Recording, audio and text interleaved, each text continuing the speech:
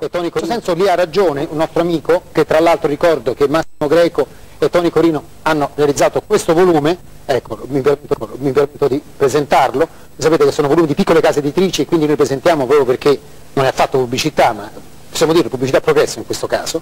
Ecco, ha fatto bene a mettere l'accento, attenzione, sulla violenza esterna, perché tra l'altro questa...